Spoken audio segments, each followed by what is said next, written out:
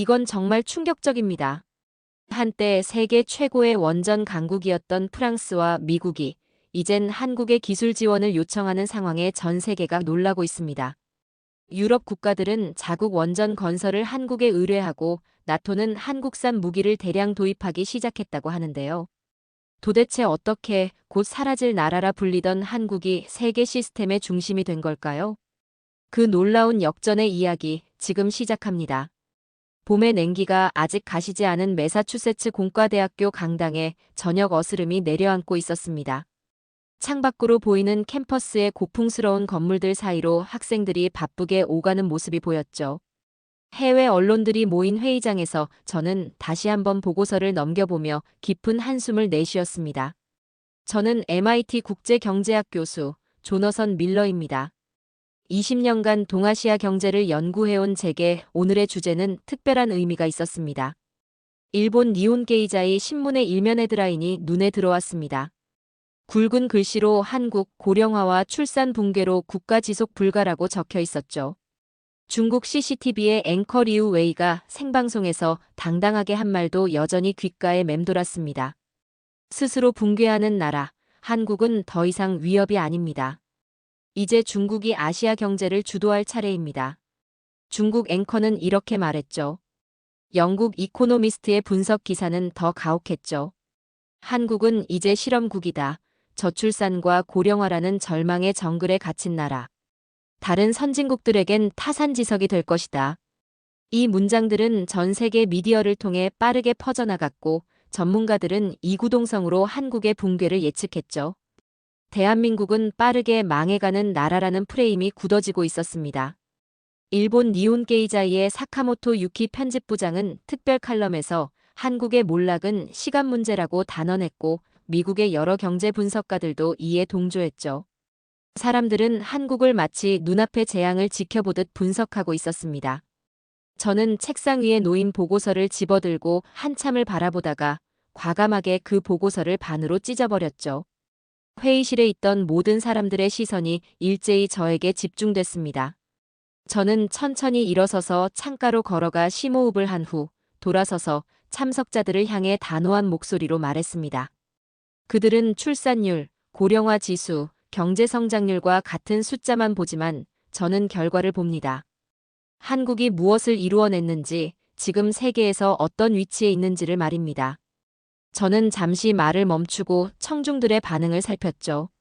한국은 단순한 국가가 아닙니다. 지금 이 순간에도 한국은 글로벌 시스템의 중심에서 작동하고 있죠. 여러분이 사용하는 스마트폰, 자동차, 심지어 지금 이 프레젠테이션 화면에 이르기까지 모두 한국의 기술이 없으면 작동하지 않습니다. 제 목소리에는 확신이 담겨 있었습니다.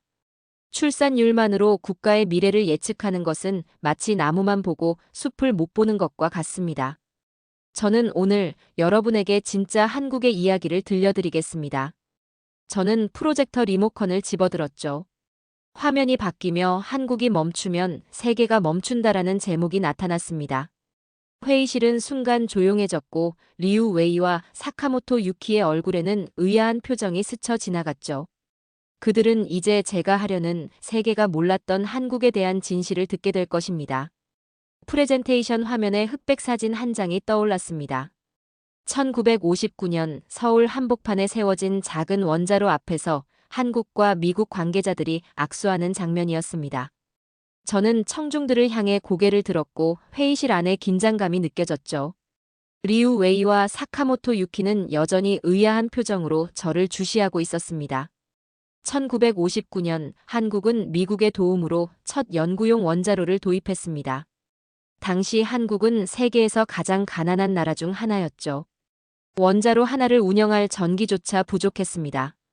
저는 다음 슬라이드로 넘어갔고 체코 대통령이 한국 원전 관계자들과 악수하는 최근 사진이 나타났습니다.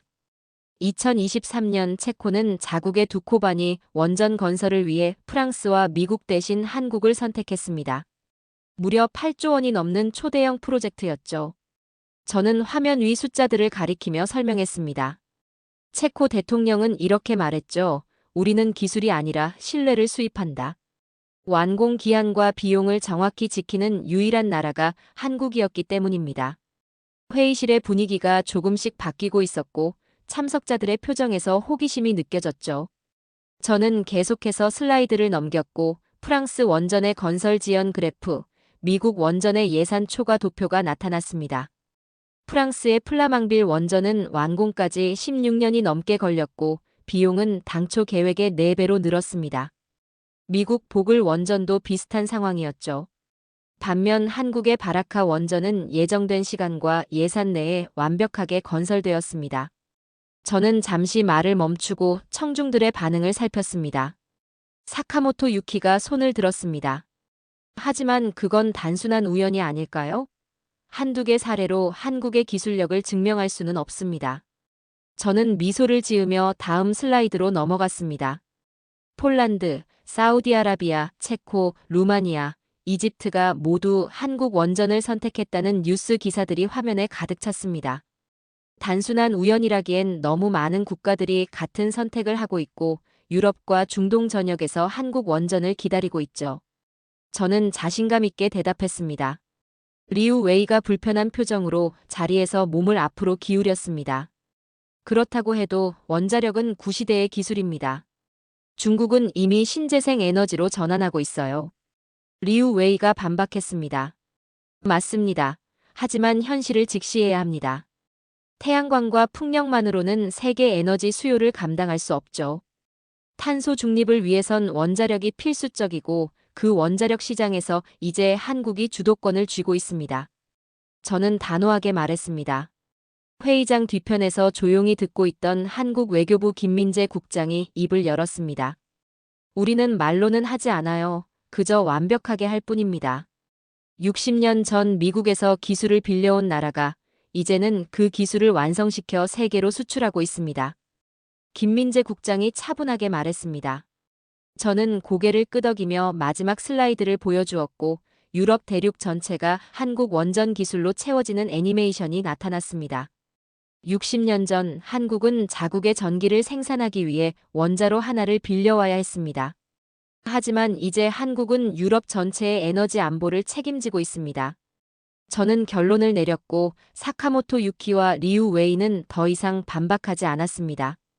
그들의 표정에서 놀라움과 함께 무언가를 새롭게 깨달은 듯한 빛이 보였죠. 저는 다음 슬라이드로 넘어갔고 화면에는 폴란드 군사기지에 줄지어 서 있는 검은색 전차들의 모습이 나타났습니다. 전차 옆면에는 선명한 태극 문양이 그려져 있었죠. 청중들의 시선이 일제히 화면으로 모였고 자리에서 몸을 일으킨 리우 웨이는 의아한 표정으로 화면을 응시했습니다. 2022년 러시아가 우크라이나를 침공했을 때 무슨 일이 일어났는지 아십니까? 저는 질문을 던졌습니다. 유럽 국가들이 가장 먼저 찾은 것은 한국 무기였습니다. 바로 EK2 전차와 K9 자주포, 그리고 FA-50 경공격기였죠. 저는 슬라이드를 넘기며 각 무기 체계의 이미지를 보여주었습니다. 폴란드는 한국과 20조 원 규모의 방산 계약을 체결했습니다. 역사상 최대 규모의 방산 수출 계약이었죠. 왜 한국 무기였을까요? 저는 잠시 말을 멈추었고 청중들의 표정에서 호기심이 느껴졌습니다. 프랑스의 르클레르 전차는 우수한 성능을 자랑하지만 생산 속도가 너무 느렸습니다. 미국의 M1 에이브럼스는 강력했지만 가격이 너무 비쌌죠. 반면 한국의 K2 전차는 성능, 가격, 생산 속도 모든 면에서 균형을 이루고 있었습니다. 저는 각 무기 체계의 비교 데이터를 화면에 띄웠습니다. 리우 웨이가 자리에서 일어나 질문했습니다. 그렇다면 중국 무기는 어떻습니까? 우리도 경쟁력 있는 가격으로 많은 국가에 수출하고 있습니다. 저는 고개를 끄덕이며 대답했습니다. 물론 중국도 상당한 방산 수출국지만 나토 국가들과 서방 동맹국들은 기술 보안과 상호 운용성 문제로 중국 무기를 선택하지 않고 있습니다. 그리고 바로 그 시장에서 한국 무기가 급부상하고 있죠. 저는 방산 수출 증가 그래프를 보여주었습니다. 2023년 한국 방산 수출액은 170억 달러를 돌파했습니다. 이는 5년 전과 비교해 3배 이상 증가한 수치였죠. 한국은 이제 세계 8대 무기 수출국으로 올라섰습니다. 저의 설명에 회의실은 조용했고 참석자들의 표정에서 놀라움이 읽혔습니다. 폴란드 국방부 관계자의 인터뷰 영상이 화면에 나타났습니다. 한국 무기가 없으면 우리는 못 싸웁니다. 우리가 직면한 위협에 대응할 수 있는 최적의 솔루션은 한국에서 왔습니다. 폴란드 국방부 관계자가 단호하게 말했습니다. 저는 잠시 침묵한 후 사카모토 유키를 바라보았고 그의 표정은 복잡했죠. 일본은 오랫동안 방위 산업에서 헌법적 제약으로 인해 제한적인 역할만 해왔습니다. 사카모토 유키는 고개를 들어 저와 눈을 마주쳤습니다. 씁쓸하게 들리겠지만 언젠가부터 전쟁터에서 한국어가 들리기 시작했습니다. 우크라이나 전선에서 폴란드 기지까지 K9 자주포의 포성과 함께 한국어 매뉴얼과 정비 지침이 오가고 있습니다. 이제 나토의 최전선은 한국 무기로 방어되고 있습니다. 저는 차분하게 말했습니다. 리우 웨이와 사카모토 유키는 서로를 바라보았습니다. 그들의 표정에서 놀라움과 함께 새로운 현실을 받아들이는 과정이 읽혔죠. 한국은 더 이상 그들이 알던 나라가 아니었습니다. 기술을 따라잡기 바쁘던 나라가 어느새 세계 안보의 중심으로 떠오르고 있었습니다. 미국과 일본도 아닌 한국 무기가 유럽 전장의 주력이 되었습니다. 이것이 바로 제가 말하는 시스템의 중심입니다. 저는 회의실의 조명을 조금 더 어둡게 조절했고 다음 슬라이드로 넘어가자 화면에는 작은 검은색 칩 하나가 확대되어 나타났습니다. 그 위에 새겨진 삼성이라는 로고가 선명했죠. 자리에 앉아있던 참석자들이 저마다 자신의 스마트폰을 꺼내 바라보는 모습이 보였습니다. 여러분이 지금 손에 들고 있는 스마트폰부터 자동차, 인공지능 서버, 심지어 은행 시스템까지 모두 이 작은 칩 위에서 작동합니다. 저는 차분하게 말을 이어갔습니다. 그리고 이 칩들의 상당수는 삼성과 SK 하이닉스가 만들고 있죠. 화면이 전환되며 세계 메모리 반도체 점유율 그래프가 나타났습니다. 삼성전자 45%, SK 하이닉스 25%로 두 한국 기업이 전 세계 메모리 시장의 70%를 차지하고 있었죠. 회의실에서 작은 탄성이 흘러나왔고 사카모토 유키의 표정이 굳어졌습니다. 2019년 일본이 한국에 대한 반도체 소재 수출 규제를 단행했을 때 무슨 일이 일어났는지 기억하십니까? 저는 질문을 던졌습니다.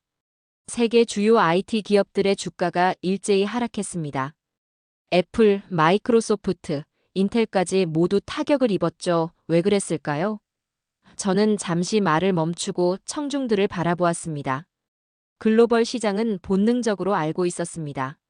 한국의 반도체 생산이 흔들리면 글로벌 데이터 흐름이 멈춘다는 사실을 말이죠. 사카모토 유키는 불편한 기색이 역력했지만 반박하지 않았습니다. 그는 일본의 수출 규제가 결과적으로 한국의 소재 국산화를 촉진시켰다는 사실을 잘 알고 있었을 테니까요. MIT에서 발간한 보고서에는 이렇게 적혀 있습니다. 한국은 단순한 반도체 생산국이 아니라 세계의 심장이다. 한국의 생산 라인이 단 일주일만 멈춰도 전 세계 전자기기 공급망이 붕괴할 것이다. 저는 보고서의 문장을 천천히 읽어내려갔습니다. 리우 웨이가 자리에서 일어났습니다. 하지만 중국도 빠르게 반도체 기술을 발전시키고 있습니다. 머지않아 한국의 독점은 깨질 것입니다.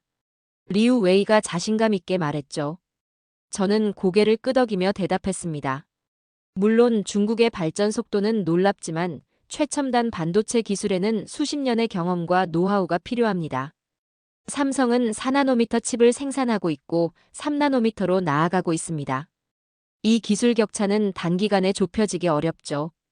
저는 각 국가별 반도체 기술 수준을 보여주는 표를 화면에 띄웠습니다. 2024년 현재 삼성은 디램 시장에서 45%의 점유율을 보유하고 있습니다.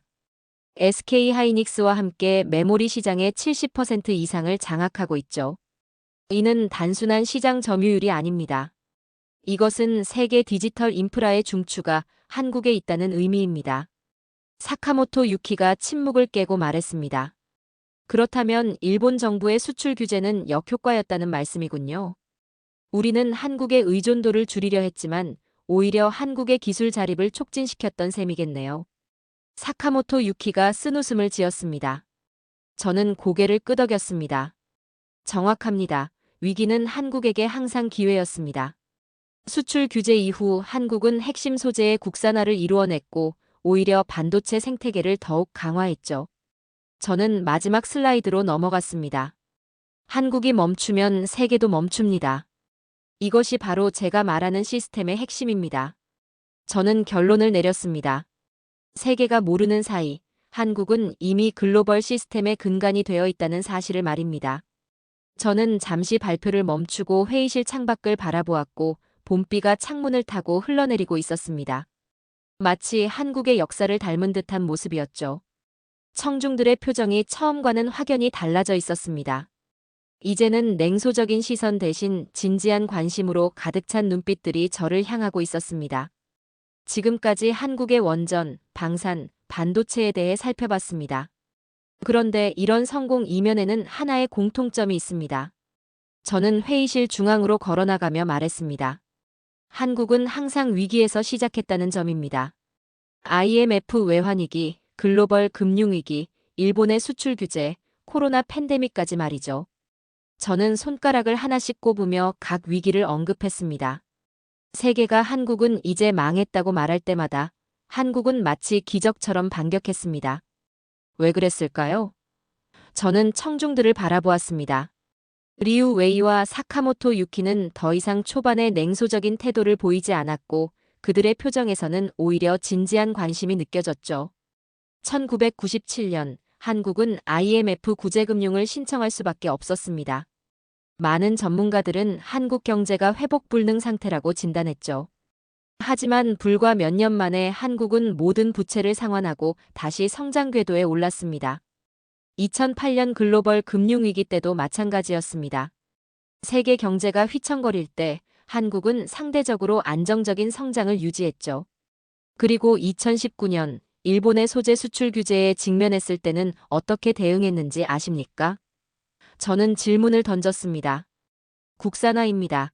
우리는 필수 소재와 장비의 국산화를 추진했고 결과적으로 더 강한 공급망을 구축했습니다.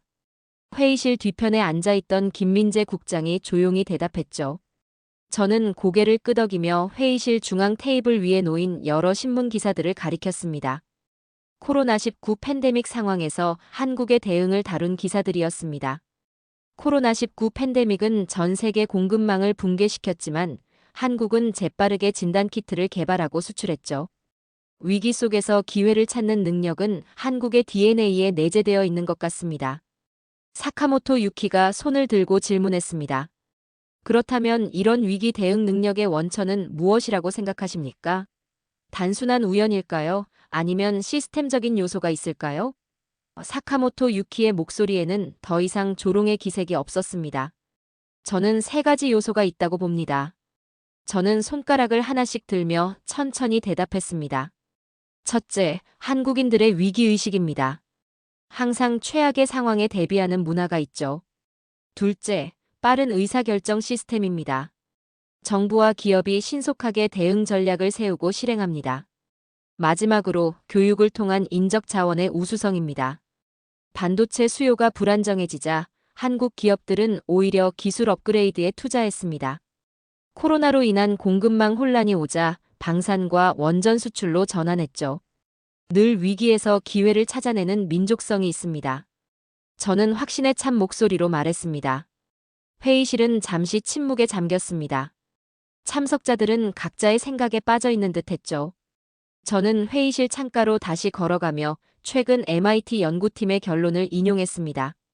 위기에서 진화하는 유일한 나라가 있다면 그건 한국이다.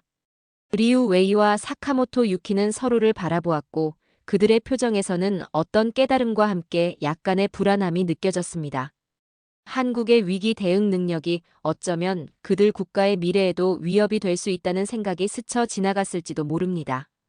저는 그들의 반응을 주시하며 다음 주제로 넘어갈 준비를 했습니다. 이제 우리는 더 놀라운 현상을 살펴볼 차례입니다. 바로 세계가 한국을 배우기 시작했다는 사실이죠. 회의실 안의 긴장감은 이제 호기심과 집중으로 바뀌어 있었습니다. 저는 책상에서 태블릿을 집어들고 나토 기사를 보여주었습니다. 이제 더 놀라운 현상이 일어나고 있습니다. 세계가 한국형 모델을 도입하기 시작했다는 점입니다. 저는 차분하게 말했습니다. 나토가 한국식 무기 구매 프로세스를 복제하고 있습니다. 최근 폴란드에서 열린 나토 방산 협의체에서는 한국의 신속한 조달 시스템을 모델로 삼기로 결정했죠. 그게 정확히 무엇인가요? 한국의 방산 시스템이 다른 나라와 어떻게 다른지 말씀해 주실 수 있습니까? 리우 웨이가 질문했습니다. 한국의 방산 시스템은 세 가지 특징이 있습니다. 실전 경험 기반 설계, 신속한 생산 체계, 민관 협력 R&D입니다. 저는 손가락을 하나씩 들어 설명했습니다. 북한이라는 실질적 위협에 대응하기 위해 발전한 시스템이 이제는 세계 표준이 되어가고 있습니다. 저는 태블릿을 넘겨 EU 관련 기사를 보여주었습니다. 유럽연합은 한국형 원전 운영 방식에 큰 관심을 보이고 있고 프랑스 원자력청은 최근 한국 수력 원자력의 운영 매뉴얼을 번역해 자국 원전에 적용하기 시작했습니다. 저는 관련 뉴스 기사를 가리켰습니다. 일본도 후쿠시마 사태 이후 원전 안전 운영에 어려움을 겪고 있습니다. 한국의 원전 안전 기록은 정말 놀라운데 무엇이 다른 걸까요? 사카모토 유키가 물었습니다. 한국의 원전 노하우는 철저한 표준화와 예방적 유지 보수에 있습니다. 모든 원전이 동일한 매뉴얼로 운영되며 문제가 발생하기 전에 선제적으로 대응하는 체계가 갖춰져 있습니다.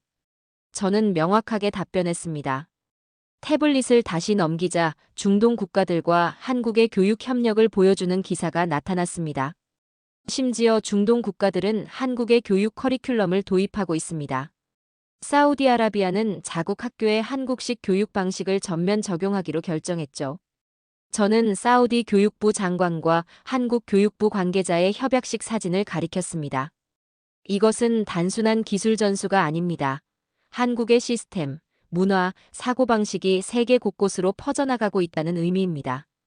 한국은 이제 더 이상 누군가를 따라가는 나라가 아니고 오히려 세계가 한국을 본보기로 삼기 시작했습니다.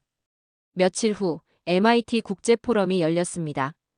캠퍼스 내 대강당에는 세계 각국의 전문가와 언론인들이 자리를 가득 채웠죠. 저는 단상 위에 서서 청중들을 바라보았습니다. 오늘은 제 연구 결과를 공식적으로 발표하는 자리였습니다. 객석 한편에는 리우 웨이와 사카모토 유키도 앉아 있었습니다. 오늘 저는 여러분께 한 가지 도발적인 주장을 하려고 합니다. 저는 마이크를 잡고 말했습니다. 한국은 절대 망하지 않을 것입니다.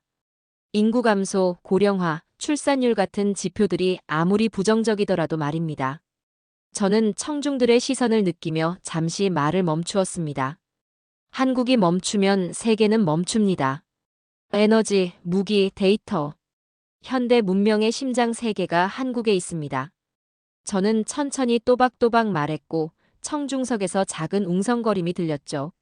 이것은 단순 주장이 아니라 우리 MIT 연구팀이 3년간 분석한 결과입니다.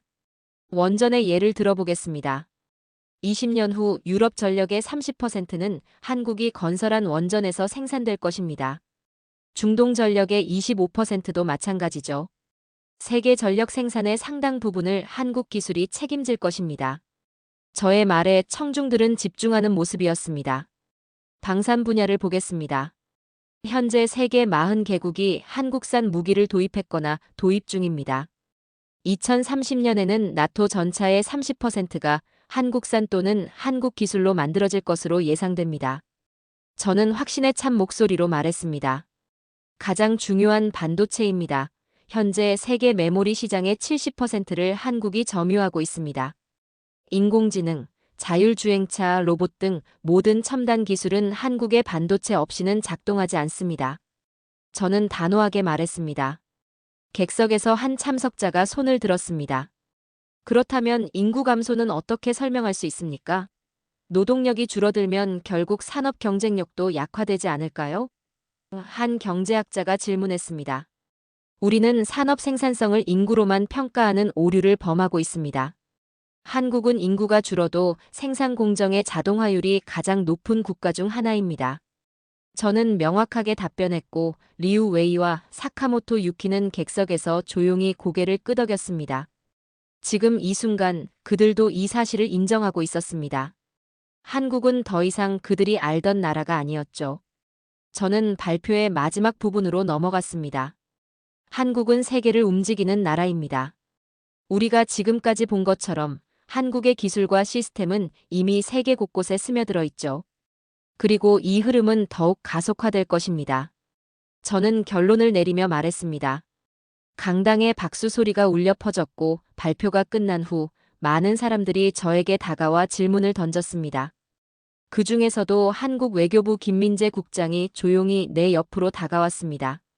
밀러 교수님, 오늘 발표 감사합니다. 하지만 한 가지 궁금한 점이 있습니다. 왜 한국에 이렇게 관심을 가지게 되셨습니까? 김민재 국장이 진지하게 물었습니다. 저는 잠시 생각에 잠겼다가 대답했습니다. 저는 단순한 연구자입니다. 세계가 어떻게 움직이는지 관찰하고 분석하는 것이 제 일이죠. 그리고 한국은 세계의 미래를 보여주는 창문 같은 존재입니다. 저는 확신에 찬 목소리로 말했습니다. 포럼이 끝나고 캠퍼스를 걸어 나오는 길에 저는 하늘을 올려다보았습니다. 세계는 이제 한국이라는 새로운 중심을 인정하기 시작했죠. MIT 국제포럼에서의 발표 이후 저는 한국으로 초청을 받았습니다. 인천공항에 도착해 서울로 향하는 길, 차창 밖으로 보이는 풍경이 제 시선을 사로잡았습니다. 고층 빌딩들 사이로 첨단 기술과 오래된 전통이 공존하는 도시의 모습이 펼쳐졌죠. 저는 이 나라가 어떻게 이토록 놀라운 변화를 이루어냈는지 생각했습니다. 밀러 교수님, 이제 아시겠지만 저희는 항상 한국은 곧 망할 것이라는 말을 들어왔습니다. 하지만 그때마다 우리는 다시 일어섰습니다. 옆자리에 앉은 김민재 국장이 말했고 그의 목소리에는 자부심이 묻어났죠. 저는 고개를 끄덕였습니다. 모두가 망할 거라고 했던 나라는 100번을 넘어졌고 101번째 일어섰습니다. 한국의 역사는 끊임없는 역경과 그것을 극복해온 이야기였습니다. 그리고 지금 세계는 더 이상 한국을 의심하지 않았죠. 저희는 이제 더 이상 누군가가 증명해주길 기다리지 않습니다. 우리 스스로가 증명했고 지금도 하고 있습니다. 김민재 국장이 차창 밖을 바라보며 말했죠. 세계 어디에서나 지금 이 순간에도 한국은 존재했습니다. 전기를 켤 때, 스마트폰을 열 때, 자동차를 운전할 때 한국의 기술이 그 중심에 있었습니다. 누군가 전쟁을 시작하면 한국의 무기가 전장에 나타났죠. 전 세계 시스템의 중추가 한국에 있다는 사실이 새삼 실감났습니다. 한국의 어떤 점이 교수님에게 가장 인상적이고 크게 다가왔나요? 김민재 국장이 갑자기 물었고 저는 잠시 생각하다가 답을 했습니다. 기술이나 시스템이 아닌 한국인들의 끈기와 적응력, 그리고 위기 속에서도 기회를 찾아내는 능력이 가장 인상적이었습니다. 저는 진심을 담아 대답했습니다. 서울 시내에 도착해 차에서 내리자 활기찬 도시의 에너지가 느껴졌습니다. 세종대로를 걷는 사람들의 얼굴에서는 자신감이 느껴졌죠. 이들은 세계가 자신들을 어떻게 보는지에 더 이상 연연하지 않았습니다. 그들 스스로가 가치를 알고 있었기 때문입니다.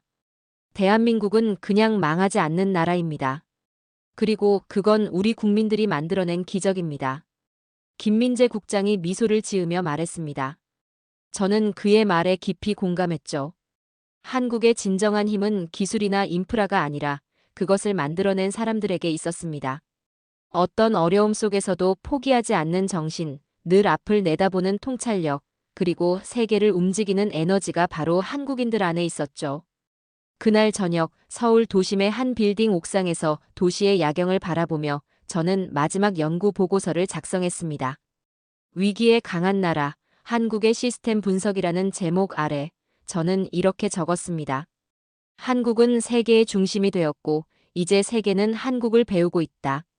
화려한 네온사인들과 빌딩의 불빛이 만들어내는 서울의 야경은 마치 미래의 청사진 같았고 저는 이 순간이 역사의 한 페이지가 될 것임을 직감했습니다. 세계가 한국을 주목하기 시작한 순간 우리는 모두 새로운 시대로 접어들고 있었습니다. 대한민국의 새로운 역사가 시작되고 있고 이 역사는 세계의 역사가 될 것입니다. 저는 보고서의 마지막 문장을 적으며 생각했습니다. 한국의 이야기는 여기서 끝나지 않을 것입니다. 오히려 이제 막 시작되고 있었습니다. 자, 오늘의 이야기는 여기까지입니다. 오늘 우리는 세계가 바라보는 한국의 위상이 어떻게 변화했는지, 그리고 한국이 어떻게 글로벌 시스템의 핵심으로 자리 잡았는지 살펴보았습니다. 저출산과 고령화라는 위기 속에서도 한국은 원전, 방산, 반도체 산업을 통해 세계 무대의 중심에 섰습니다. 진정한 국가의 힘은 단순한 인구 숫자나 경제 규모가 아니라 세계 시스템 속에서의 영향력과 필수 불가결한 위치에 있다는 사실을 기억해 주시기 바랍니다. 앞으로도 세계 곳곳에서 펼쳐질 한국 기술의 새로운 기적을 기대해 주세요. 오늘도 끝까지 함께 해주셔서 감사합니다. 재미있게 보셨다면 구독과 좋아요로 응원해 주세요. 다음에도 따뜻한 이야기로 찾아뵙겠습니다. 감사합니다.